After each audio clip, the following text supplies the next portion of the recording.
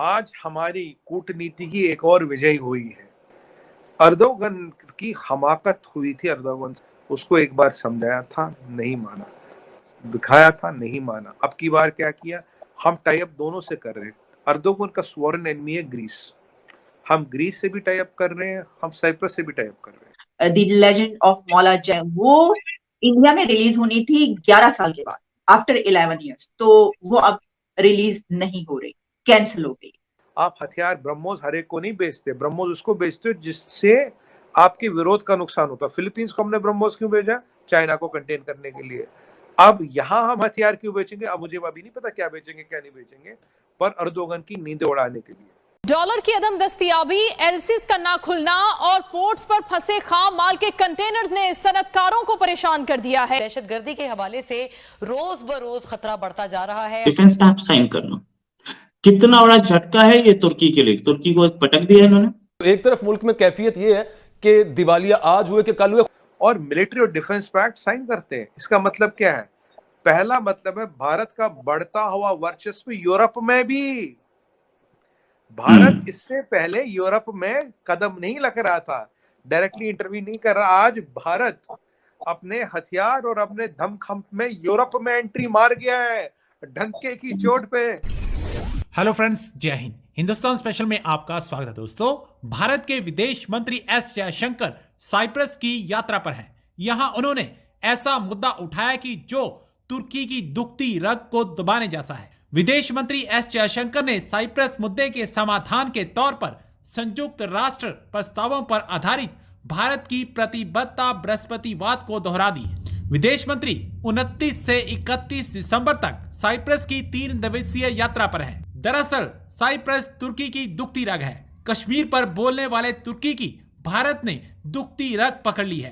भारत के विदेश मंत्री ने साइप्रस और तुर्की के बीच विवाद पर खुलकर साइप्रस का साथ दिया। साइप्रस के विदेश मंत्री लोयानिस के साथ उन्होंने कई मुद्दों पर बातचीत की। भारत ने साइप्रस के साथ रक्षा और सैन्य सहयोग पर एक समझौते ज्ञापन समेत 3 समझौतों पर हस्ताक्षर किए। जयशंकर की यह यात्रा उस समय हो रही है जब दोनों देशों के बीच कूटनीतिक संबंधों के 60 साल पूरे हो चुके हैं। जयशंकर और मोदी की जीत ही जीत। जीते तो है ये जोड़ी जीती है टर्की से, ये जीती है चाइना से, और ये जीती है दुनिया को दिखाने के लिए। दुनिया को इन्होंने दिखा दिया कि हमारी इंटरनेशनल पॉलिसी या डिप्लोमेसी सबसे बेहतर है।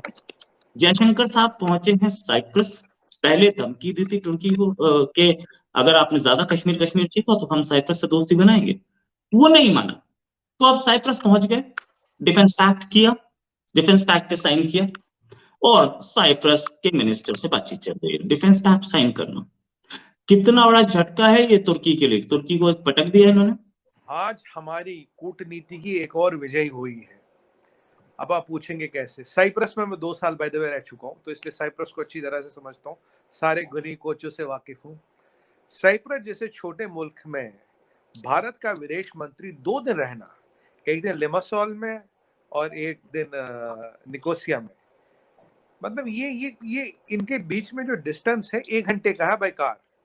यहाँ जयशंकर साहब ने 2 दिन बिताए। जयशंकर साहब जैसे बड़े व्यक्ति जिनकी मिनट की कीमत है, मिनट का हिसाब है, वो 2 दिन लगाए।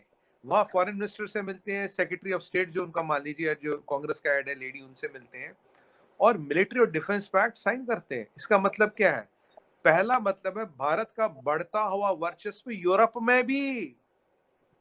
भारत इससे पहले यूरोप में कदम नहीं लग रहा था, डायरेक्टली इंटरव्यू नहीं कर रहा। आज भारत अपने हथियार और अपने दमखम में यूरोप में एंट्री मार गया है, ढंके की चोट पे।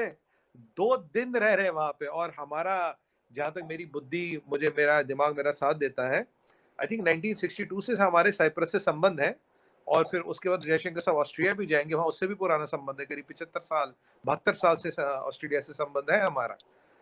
और ये 27 साल में पहले ऐसे विदेश मंत्री को जो ऑस्ट्रिया जाएंगे। देखिए, ऑस्ट्रिया एक नॉर्मल चीज है, तो मतलब मैं जो इस चीज से इसको देख रहा हूँ रोहित भाई, ये यूरोप में हम अपना परचम लहरा रहे हैं, मिडिल ईस्ट में हम हैं, अफ्रीका में हम हैं, साउथ अमेरिका में हम हैं, और कहीं ना कहीं अब हम यूरोप में भी अपना परचम लहरा रहे हैं। अर्दोगन की हमाकत हुई थी अर्दोगन से, वो कश्मीर का नाम ले रहा था, उसको एक बार समझाया था, नहीं माना, दिखाया था, नहीं माना। अब की बार क्या किया, हम टाई अप दोनों से कर रहे हैं। अर्दोगन का स्वॉरेन एनिमी है ग्रीस, हम ग्रीस से भी टाई अप कर रहे हैं, हम साइप्रस से भी टाई अप कर रहे हैं। अर्दोगन का जो ताम तंबूरा भी साइप्रस के नॉर्दर्न पार्ट में, ये भी आपको जल्दी हटता नजर आएगा, क्योंकि हमने मिलिट्री पैक्ट किया है, मिलिट्री और डिफेंस पैक्ट। अब मुझे बताइए, साइप्रस जैसी छोटी कंट्री, छोटा सा आइलैंड है, 200 किलोमीटर का है टोटल, वो हमें क्या देगा, उससे हम क्या मिलिट्री लेंगे, कुछ नहीं लेगा, तो टूरिज्म वहां तो कुछ है ही नहीं। तो हम सामान दे रहे हैं। अभी हमारा हथियार फिलीपींस जा रहा था, एशिया जा रहा था, अब हमारा हथियार यूरोप भी जाएगा।